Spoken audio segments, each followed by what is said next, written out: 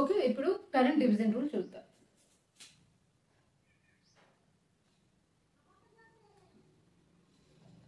Okay, ఈ rule ఎప్పుడు applicable ఈ ఫార్ములాస్ ఎప్పుడు అప్లికేబుల్ అవుతాయి అని అంటే ఎప్పుడైతే ఎలిమెంట్స్ ప్యారల్ లో కనెక్ట్ అయి ఉంటాయో అప్పుడు మాత్రమే ఈ రూల్స్ కానీ ఈ ఫార్ములాస్ కానీ అప్లికేబుల్ అవుతాయి.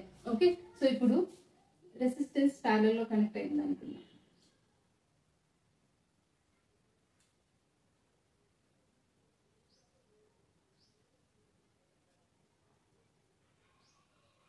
సో ఇది సర్క్యూట్ అనుకుంటే ఓకే, సో ఇప్పుడు I1 ఫైండ్ అవుట్ చేయాలి అనుకున్నప్పుడు ఇక్కడ ఏమవుతుంది అని అంటే total current value by opposite resistance value divided by total resistance value. Okay, same scenario for I2, total current of opposite resistance value R1 by total resistance value. Okay, next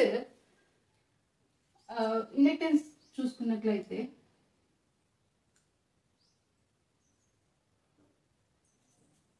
I1 is equal to total current of same thing opposite inductance value by L1 plus L2.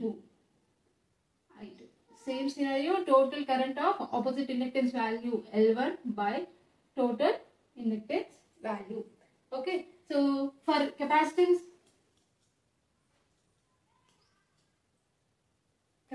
same అవుతుంది, same scenario.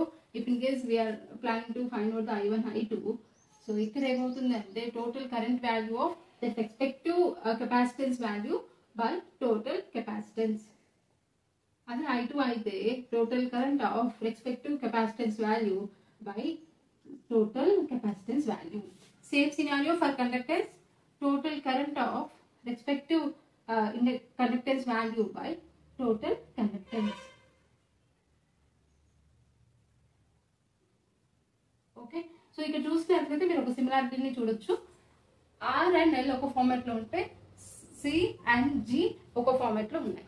Okay, so ఈ previous వీడియోలో కూడా formulas లో చూసినప్పుడు R and L అనేవి ఒక format లో ఉన్నాయి, C అనేది ఒక డిఫరెంట్ ఫార్మాట్ లో ఉన్నాయి. సో దానికి సిమిలర్ గా ఇప్పుడు కండక్టెన్స్ అనేది జాయిన్ అయింది. సో ఈ వోల్టేజ్ డివిజన్ రూల్ ఫార్ములాస్ ఎప్పుడు అప్లికేబుల్ అవుతాయి అంటే ఎప్పుడైతే రెసిస్టెన్స్ కానీ ఇండక్టెన్స్ కానీ కెపాసిటెన్స్ కానీ ప్యారల్ లో కనెక్ట్ అయినప్పుడు మాత్రమే ఈ రూల్ అనేది ఈ ఫార్ములాస్ అనేది అప్లికేబుల్ అవుతాయి.